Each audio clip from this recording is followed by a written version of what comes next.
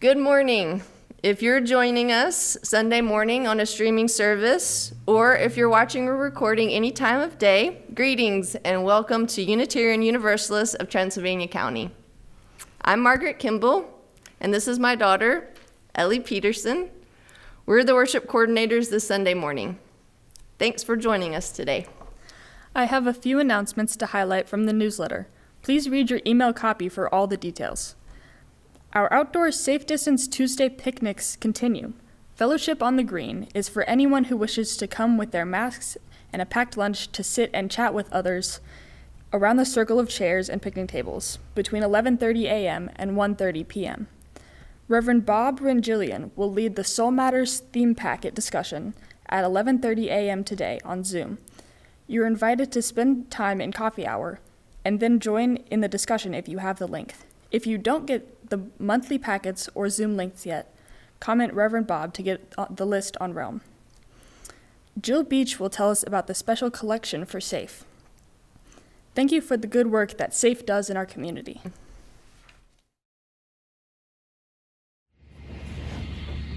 Hi, I'm Jill Beach. I'm the volunteer coordinator for SAFE. Nationwide, statistically, about every 20 seconds, someone is a victim of abuse. And during COVID, this has only increased, as you can imagine.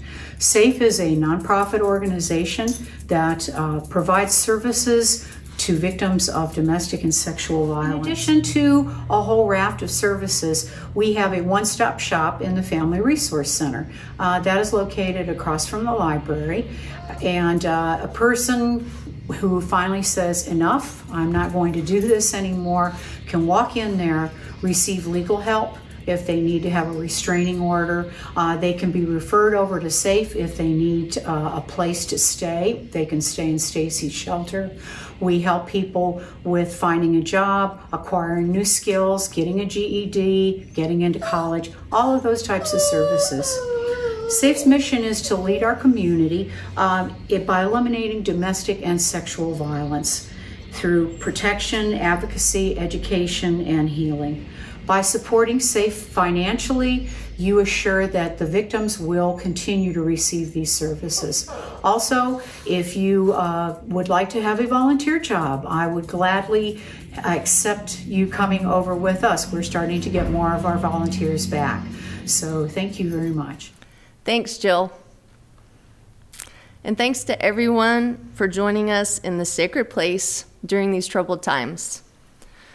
From the safety of your homes in a community consecrated by our presence and our commitment. We are a welcoming and inclusive congregation.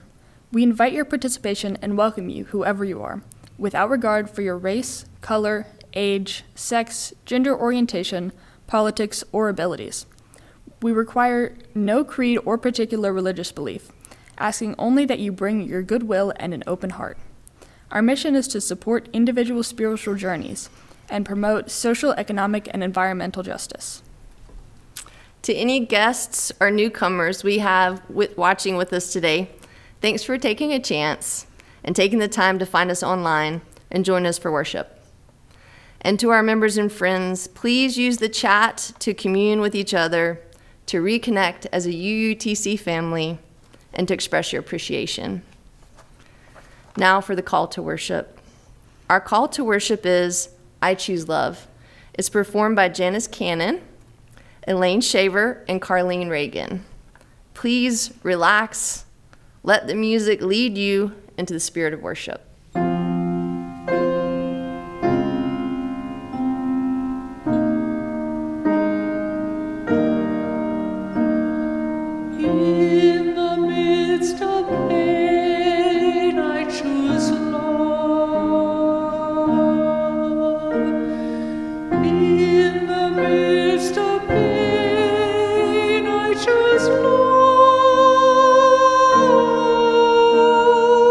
In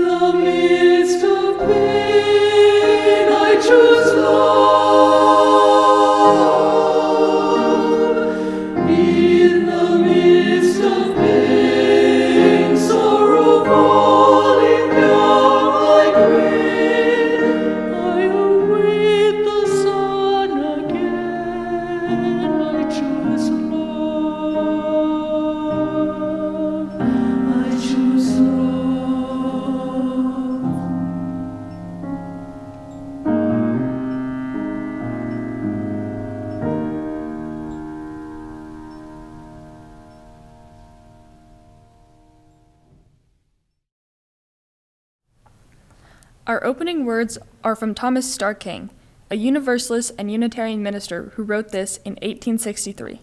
It's from a sermon called Lessons from the Sierra Nevada.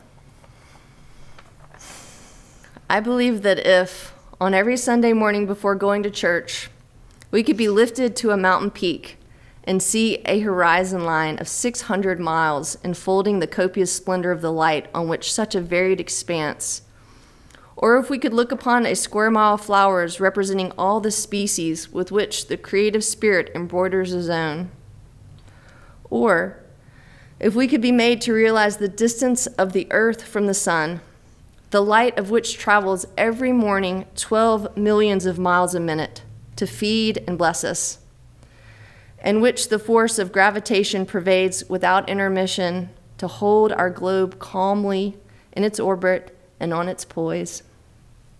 If we could fairly perceive through our outward senses one or two features of the constant order and glory of nature, our materialistic dullness would be broken. Surprise and joy would be awakened. We should feel that we live amid the play of infinite thought. And the devout spirit would be stimulated so potently that our hearts would naturally mount in praise and prayer. May we enter into worship in that spirit. This morning, before we light our chalice, we have the chance to hear from Elizabeth Conway Williams about the value of UUTC in her own words. Hi, I'm Elizabeth Conway Williams, coming to you today as a member of the board to talk about our commitment to one another and the reasons that we pledge. No doubt, it has been a long winter. As we just reached a year of pandemic living, many of us are feeling isolated, alone, maybe disconnected. You know, at the heart of that ache is a need. That feeling itself speaks to the vital role our community plays.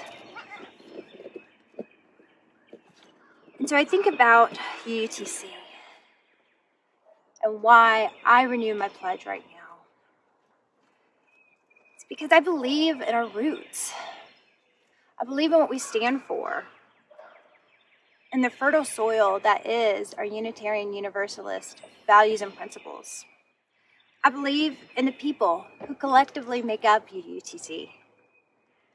Our staff, our leaders, who have worked so hard to be the pillars we can trust. This pandemic has shown the mettle and resolve of our folks who have risen to the challenge and then some. I just feel so much gratitude as I think about all the ways that they have been absolutely innovative in the ways they've shown up for us, to nurture us in all the forms that that's taken. I believe in our branches, that even as so much has gone quiet, we've continued to reach up and out to each other and to our larger community. We've continued to take social action to support our neighbors. I believe in our seeds. I believe in our potential. I think about our children's religious education program, which is so key to me as a parent, and our investment there. And even now, I can't help but dream a little of our future and what we can build together for ourselves and for the people who have not yet walked through our doors. So yeah, it has been a long winter. But friends, spring is coming. And now is the time for us to bloom. The life source of this community is our collective investment, our commitment to one another. It is the only way that we can thrive, that we can hope to meet our potential. And so in this way, pledging is a radical act of hope. It is an act of remembering who we are and the mark we want to leave and the community that we want to be. This is why I pledge. And I appreciate everyone who has taken that pledge with us. Thank you. Thank you, Elizabeth, for your words. We will now light our chalice and then read the words of Reverend Audette Fulbright Fulson, who is currently a minister at the Unitarian Church of All Souls in New York City, but before heading to the other states had been the executive director of Stewards of Earth, a nonprofit group in Asheville dedicated to helping religious institutes engage their membership in active and sustaining environmental work.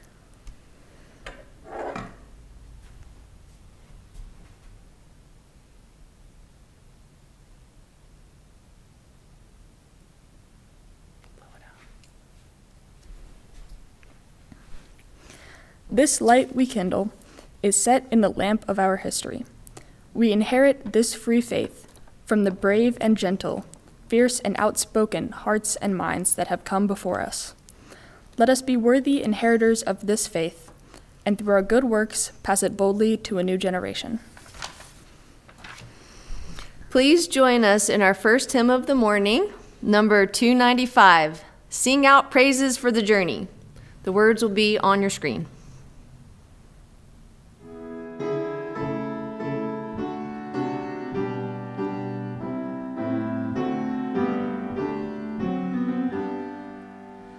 Sing out praises for the journey, pilgrims we who carry on, such as in the soul's deep yearnings, like our forebears in their time. We seek out the Spirit's fullness in the endless human quest. Look inside your souls, the kindling of the hearth that pilgrims do.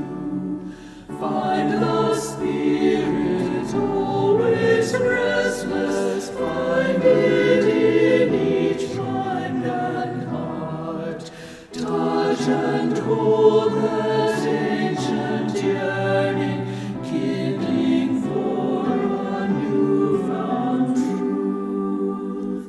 Stand we now upon the threshold, facing futures yet unknown.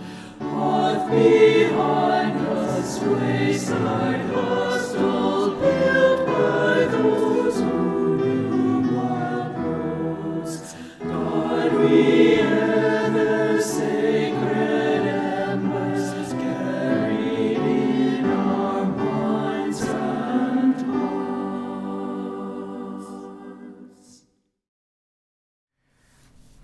Now comes the time in our service when we have the chance to share our joys and sorrows. We believe that joys are magnified, worries reduced, and grief eased by sharing them with this beloved community. I invite those who are watching this on Sunday morning to participate by typing joys and sorrows you would like to share in the comments of the streaming platform you're using. I won't see them, but we'll include a candle for them at the end. Today, I light a candle for both those whom we see and those we may not see, but whose work makes our lives easier and safer. Those on our front lines who provide health care, essential services, and education often do not have a choice. May this light bring comfort to those who serve. Sorry, you stay there. And then you read the rest. I light a candle of gratitude for those who worked tirelessly to research and administer vaccines. Their work and commitment brings new hope we have not been offered in the past year of fear. May this light bring honor to those who serve. I light a candle of gratitude for those who stand on the side of justice, speaking out and taking action to better the lives of those less fortunate and those who have moved us in history to lay the groundwork we built upon. May this light bring courage to those who speak up. I light a candle for those prayers lifted up in the chat box and by those at home. A light is burning here, even as we may not be with each other. And finally, I light a candle for any care or any hope that you are not yet ready to share. May this light, kindled by all of our hearts, be a torch you can carry forward, knowing that we will hold you in our hearts. Let us hold these lights and prayers in our hearts as we listen to Janice, Elaine, and Carlene bring us music that helps us reflect on things that never die.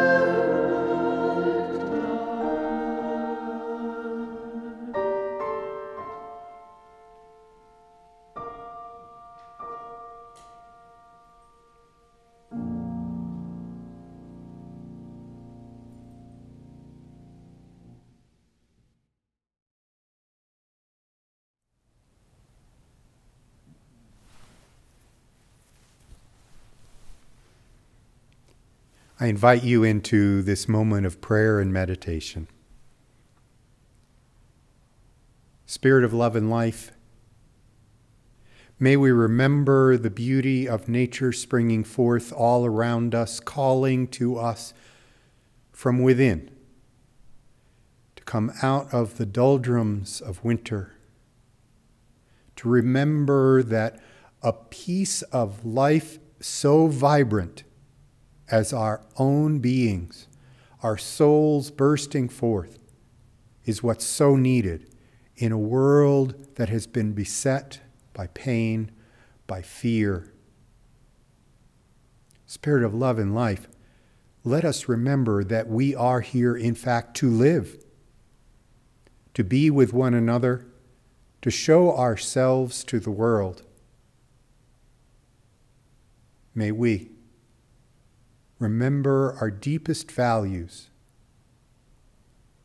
May our roots reach deep into those, that what we do becomes something of the branches, the buds, the leaves of all that we can do. And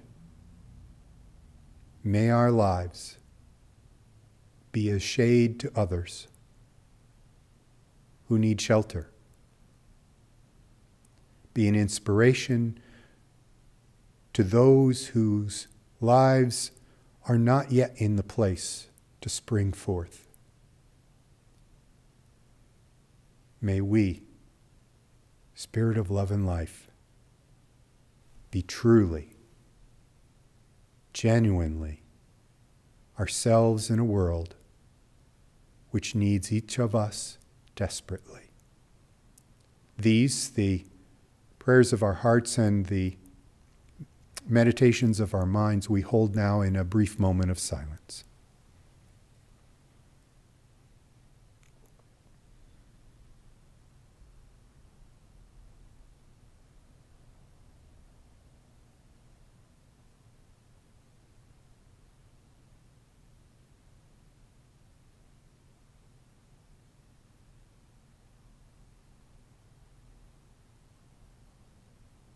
Amen, and blessed be.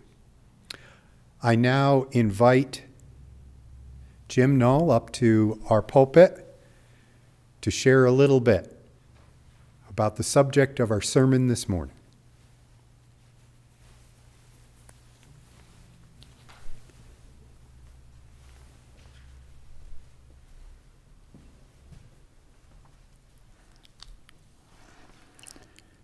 The general theme of the program today is social action, and we have chosen the Reverend Thomas Starr King as a model for us to follow.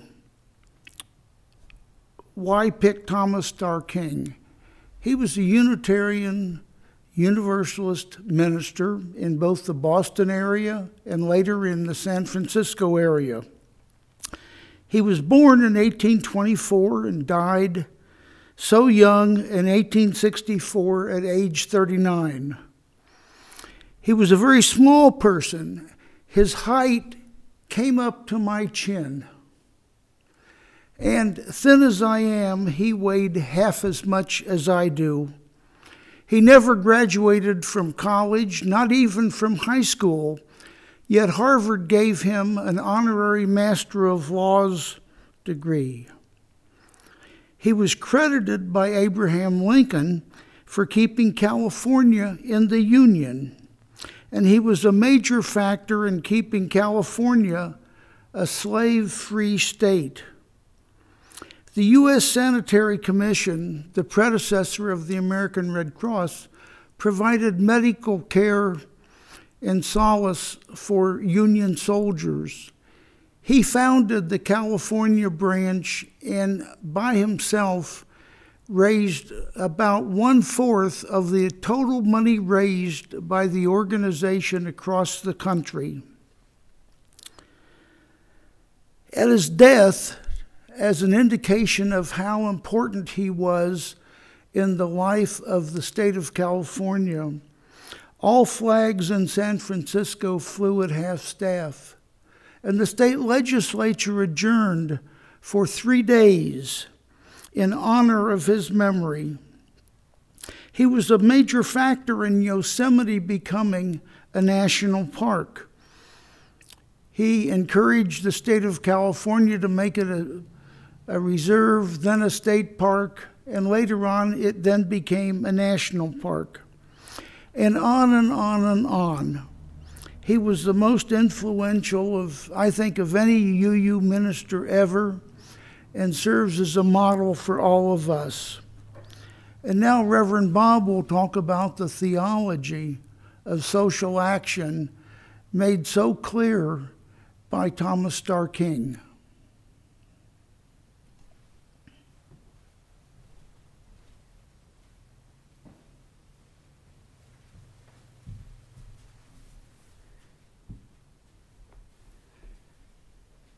Thank you, Jim. It's my pleasure to preach this morning on a major historical figure. For those of you who have not experienced me for very long or had any chance to hear me speak of history, this subject, to dive into our past, to see exemplars from the early years in this country or in the centuries before throughout the world of Unitarians or Universalists who were making a difference and made a huge difference, not just to society as a whole, as Jim was pointing out with Thomas Starr King, but also in our understanding of who we are, how important it is to live up to our values, our mission, our ability to live out what we believe for ourselves. Thomas Starr King helps me talk about history, which helps me talk about Unitarian and Universalist identity, which helps me talk about the grounding, the roots of who we have become and the bravery of those before that lives on in this religion of ours, which is sometimes always out there when we're paying attention, on the edge of doing better for the people around us, of working with the disenfranchised, in charity to all, in some way of developing our character to be the examples we are in our communities. And so I bring you this sermon. It's interesting to me. I like to know my own connection with history. I've said before, I grew up from elementary school on up to within the Unitarian Universalist tradition. I went to the children's religious exploration courses and classes as a youngster and then youth group. And the congregation in which I was raised had been founded in 1822, just a couple years before Thomas Starr King was born. So we're going back about 200 years, almost exactly at this point. In that era, the minister who served that congregation was Thomas Farrington King. Thomas Farrington King was a circuit preacher, and during that era, from New York into Connecticut, helping fledgling Universalist congregations get going, give them strength, solid underpinning. So when Thomas Starr King was born, his son, whose middle name came from his mother's side, they had at that point moved on. They were having Thomas Starr King growing up in Massachusetts. And as Jim said, he didn't have the benefit of a high school education even. This is somebody who had a great thirst for knowledge, something that I think we have now. I can't find a Unitarian Universalist who doesn't want to quickly do a search term on the internet or look something up in the dictionary to learn something new. The number of Unitarian Universalists that I have met who are self-taught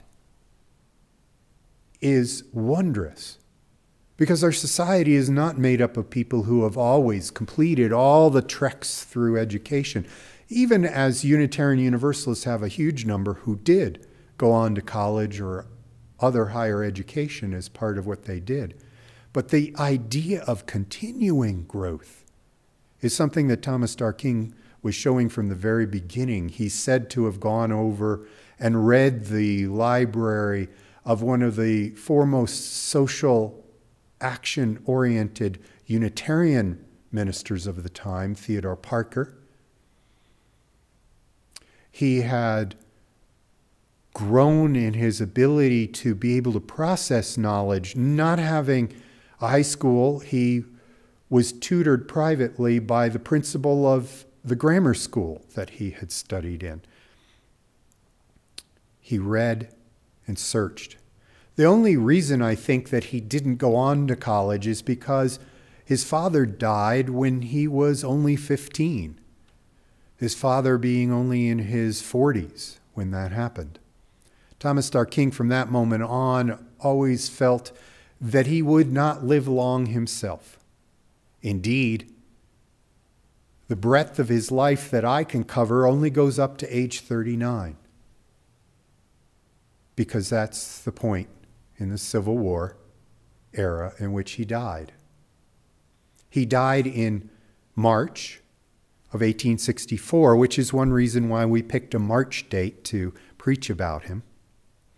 But I bring to you this voracious reader, this person who always wanted to learn, not just an all-heady person, but somebody who was more read in his one book about his trek through the White Mountains, more credited than Henry David Thoreau with his book of the same time called Walden. Walden was not the big popular book for back to nature folks at the time. It was Thomas Starr King's excursions into nature which began to paint a picture for those in Boston or other places who had not trekked to see the beauties and the wonders and had not felt that vibration of all of that. If we want to talk about the ability for Unitarian Universalists to claim some stance early on, back in the 1800s, some roots to what we have now of understanding theology rooted in nature and the inspiration to preserve natural spaces. This one American was credited of inspiring, as Jim said, some of the natural resources being protected, first in some state areas and then nationally. Thomas Starr King was one of those who we can look to in understanding the beauty of nature and its deep theological experience of being in nature as something that brought many to an understanding of religion that may have been overlooked in the arguments of the time about what was going to happen after this life to all of your souls and how you were all going to be condemned. Thomas Starr King, coming from the Universalist perspective, did not dwell on what would happen next. And from the Unitarian perspective, the ways in which we as human beings must build our character in nature, in society, in our charity to others, to be better. There's a joke that Thomas Starr King shared when he was a young preacher. When asked, well, Reverend, you have been both a Universalist and have fellowship as a Universalist preacher and currently a Unitarian preacher. What can you tell us of the two? And he had a quip back that was self-deprecating for his Unitarian status at the time. He said, well, the Universalists believe that God is too good, too loving to allow anyone to be damned to hell. And the Unitarians believe that they are too good to be damned to hell by God. Some of the arrogance of Unitarian Universalism shows through. And his ability to joke like that was something of a rebuke to any congregants who had lifted their noses high. Somebody asked, why didn't the Unitarians and Universalists come and join together, since they both in liberal religion, both being condemned as heretics? Why didn't they merge together? Well, in his lifetime, he said, well, they are like two close cousins, not able to marry. And it took, indeed, until 1961 in this nation that the two religions finally merged. But he was a merger of the religions in himself and preaching love and acceptance When I say acceptance, from the earliest years, he had been preaching against slavery. I think his first personal appearance doing public speaking was at the age of 20. Before the Civil War, before the Missouri Compromise, before many others around him, he was speaking out, even in churches which had been torn apart by the preaching along these lines, the anti-slavery preaching that had occurred before. But it said that Thomas Starr King learned something in his relations to others. First off, he was open to the good in all the religions. And he even called out all the Christian religions by name and saying the Methodists, the Presbyterians, the Baptists, all have something good. And then those Unitarians, sometimes contentious, need their voices heard too. But he felt that someday maybe people would get beyond their pettiness around creeds and beliefs of afterlife and being saved and actually work towards charity. And that indeed would be the common goal of religion. I believe that is something held by many Unitarian Universalists today, that really we should get beyond declaring a smaller and smaller circle of those who are in the right, and instead spread open and welcome a broader context and get to know the people who are different from us. It's said that Thomas Starr King had figured out, much as I'm hearing right now in the era that we have just come through, and I started joining, as did many others in this congregation, the Braver Angels group. This is a group in which red and blue politically should get down and sit together and speak about their positions on things and begin to learn. And by so doing, learning from the other person, create less of the divide, to in fact bridge divides by understanding our commonalities. Thomas Starr King, it's rumored or said in his biographies, had a knack for meeting people where they were, for finding those who might otherwise, other preachers might find their enemies to preach against, to understand and agree with that person and where they're coming from, and then expound with a little education on how Thomas Starr King had come to a different conclusion. Thus, first joining a bond, a friendship with someone, and then being able to articulate without attack a position which he felt allowed a broader context to emerge.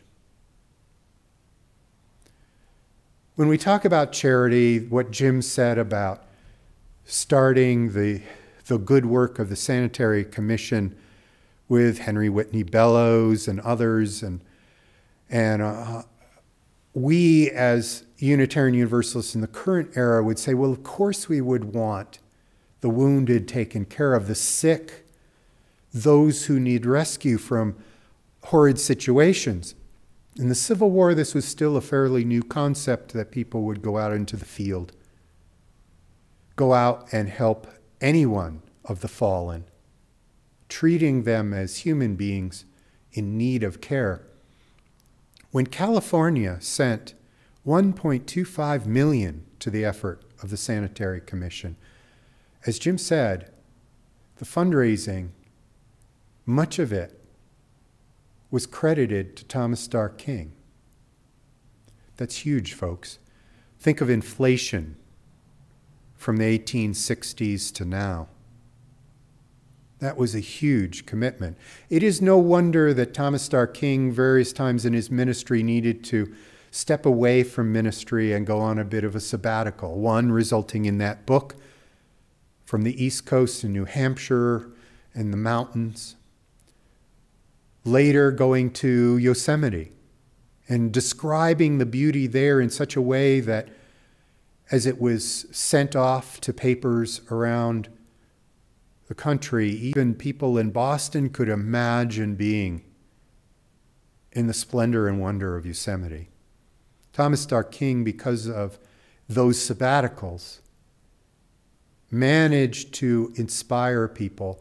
And in the end, to my knowledge, he is the only Unitarian Universalist honored with a named mountain after him in California and another named mountain for him in New Hampshire.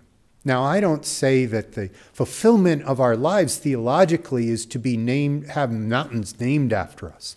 He was actually very much avoiding trying to be self-centered in his life and his approach to life, but the fact that people honored him afterwards, recognizing the way in which he had introduced those mountains he had climbed without oxygen equipment or the things we have now, strenuously in his failing health, finding his way into nature, rootedness to reground him. They recognized that in the naming of those mountains.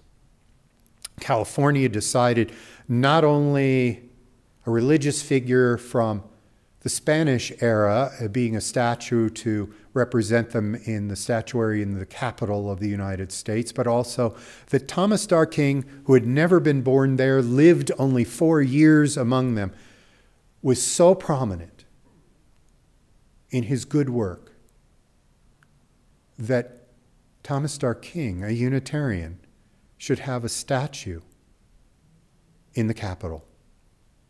Indeed, his statue was there until only most recently, when they decided instead that they wanted to switch out Thomas Starr King's statue for Ronald Reagan's. To be able to be honored and understood by the naming of schools. There is still a middle school named after him, other schools, a theological school within our movement named after Thomas Starr King, is in part because when he was first starting out, he was a teacher. He went on to be a principal himself of a grammar school, the only elected position in which he allowed himself to run for, to be named for, to be nominated for, and then getting, was to be a trustee for what is now known as UC Berkeley, saying that because it was about education and knowing its value to the masses, he could not turn down that nomination. I'm thinking of the way in which this congregation reaches out to the Davidson River School and the echoes of Thomas Starr King in that work. This is much like what we have learned through the past of other exemplars in our history who've always felt that everyone deserves a chance to have and grasp the tools that are available through education, not related to some sense of class or being well-born or not regarding race as well. This, when I see this congregation being committed to the Davidson River School, is something in which I say, hurrah, we have not given up on our path in that area. It is too much of our theology for what we believed in the early years of the improvement of character, of all being able to do that, or the Universalist idea that all are loved by the divine. All of us have that divine within us, Thomas Starr King would say. This is why I love preaching history, because we don't think, well, this is a project that grows out of nowhere. No, hopefully it grows out of the way in which we have found an affinity with a religion, with a theology that says we must work for the good of others. Now, Thomas Starr King would get into trouble moving into social action, social justice areas in his preaching. I said before that he had served a congregation that already had been wrenched apart by anti-slavery preaching. Temperance as well. He was a strong promoter of the temperance movement of the time. But he said this to a congregation and its leadership as he preached. I hear frequently the charge that I preach politics and that it will make trouble if I don't desist. This undoubtedly refers to the frequency of treatment I've given to the Christian spirit and obligation of humanity, to our responsibility of members of the American government. The preacher's business is with spiritual laws and their bearing upon the duties and the action of common life. You certainly have the right as well as the power to choose what type of preaching this pulpit will represent.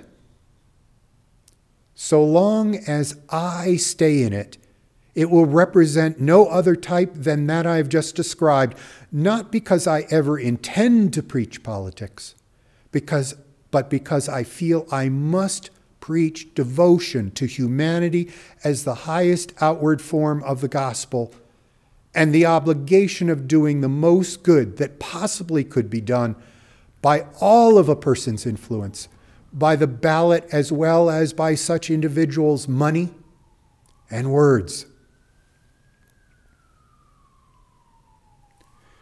He ended up being known as a fellow traveler, a person who upholds the equality of others in such a way. And this next quote that I will read to you, I haven't altered any of the gender language in this quote because the self-described people of color, a phrase that I did not know was chosen in their paper's masthead back even in 1864. The male gender, those of people of color of the male gender were not often called men in that time, or even as we know, even in the 20th century. So this quote that I'm giving to you is unaltered from the Pacific Appeal, a weekly journal devoted to the interests of the people of color.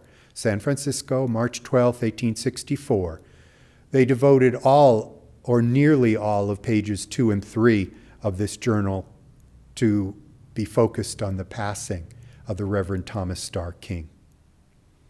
The people of color gathered at Zion Church on Pacific Street and presented this resolution that was then published.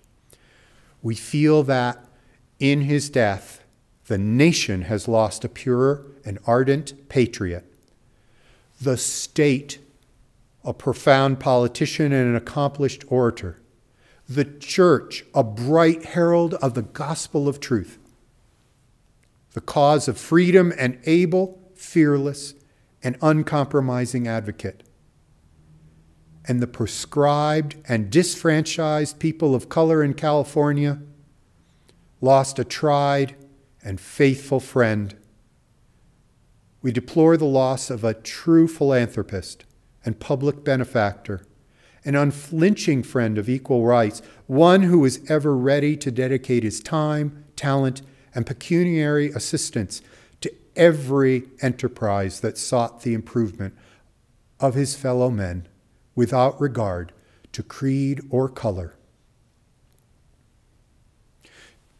Jim pointed out to me as we were planning this service that there is a hymn in our hymn book that evokes the passion and preaching of the Reverend Thomas Starr King in a way that reminds us, I hope, of our own mission and purpose as Unitarian Universalists today. The verse and chorus go like this: we'll build a land where we bind up the broken. We'll build a land where the captives go free, where the oil of gladness dissolves all mourning. We'll build a promised land that can be.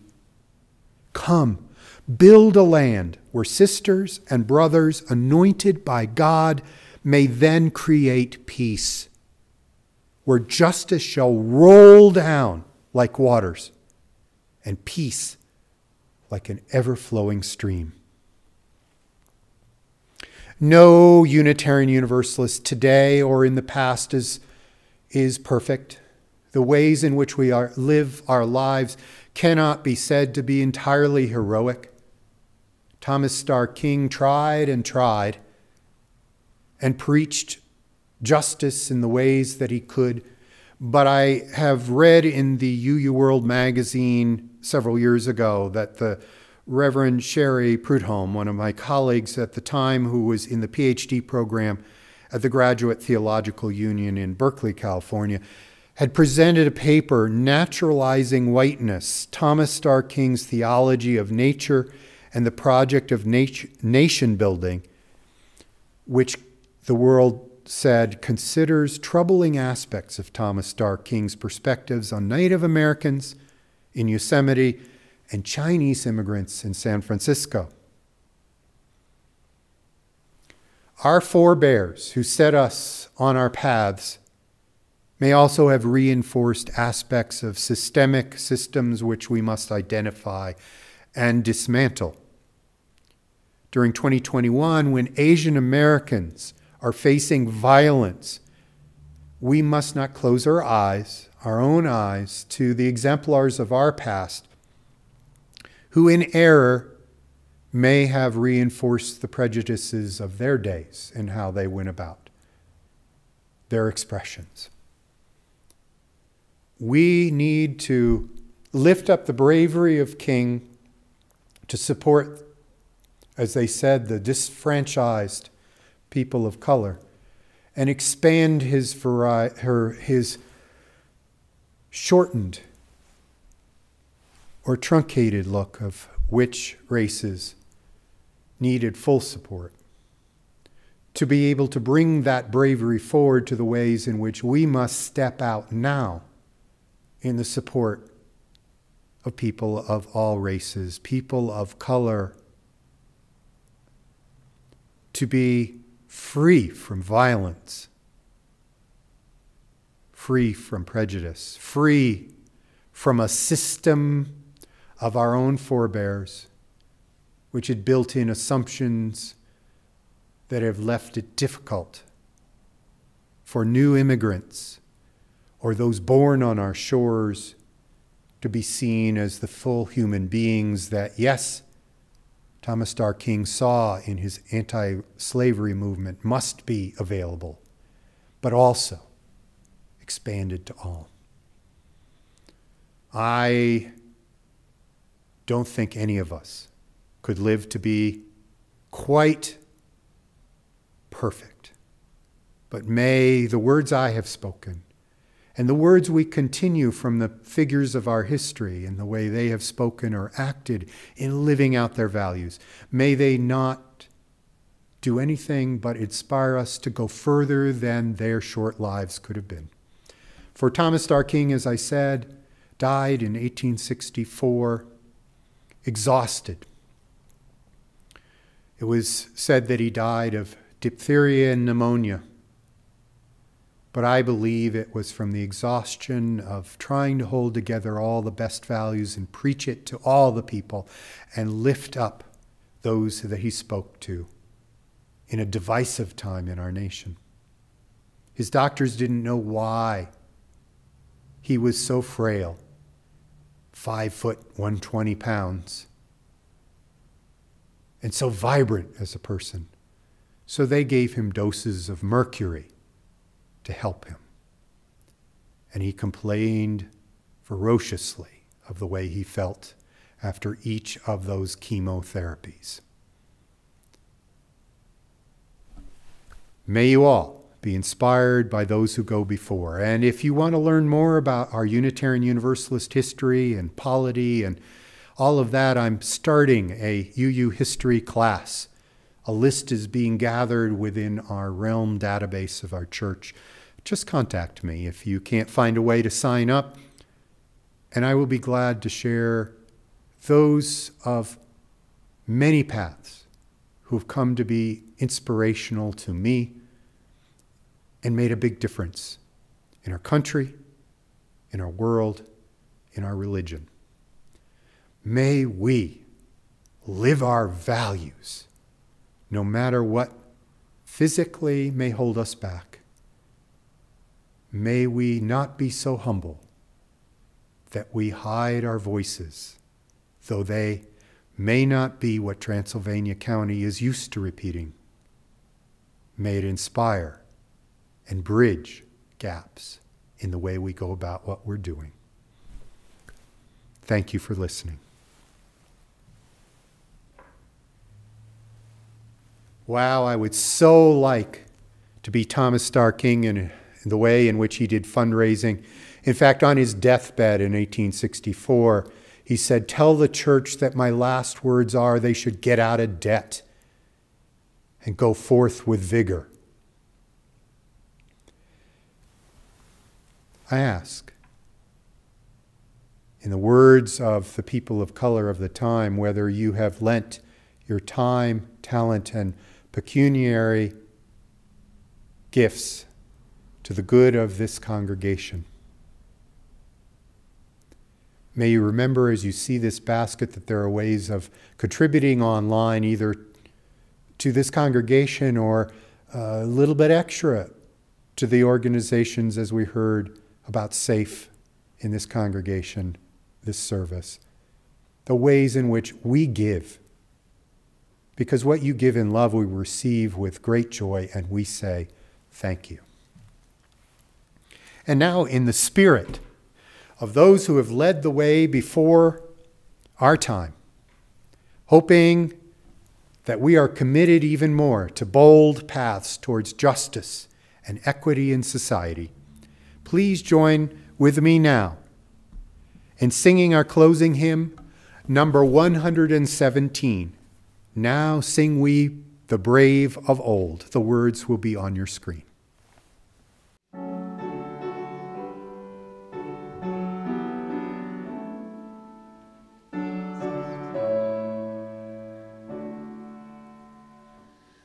Now sing we of the brave of old, who would not sell themselves for gold, yet left us riches manifold. Alleluia. Of those who fought a goodly fight, for liberty, for truth and right, their patient love, their chiefest might. Alleluia. Who when no gleam did point the way, pressed ever on by night or day, and spite of pain did ever say, Alleluia. Who long the world's old sorrows bore, and toiled and loved and suffered sore, and being dead live evermore. Alleluia.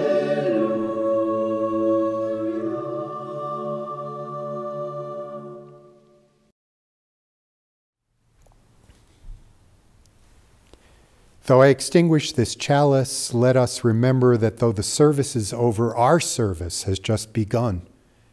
For as we go out inspired to live our values in society, we become a blessing.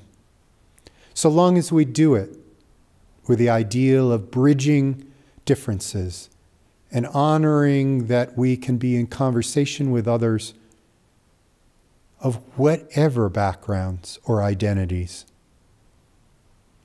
May you go forth with a certain sense of humility that was lacking in Thomas Starr King's day, not thinking that you are too good to be damned, but more from the Universalist side, that indeed God would not condemn us or those that we might consider to be, oh dear, irredeemable. There is no such thing, people.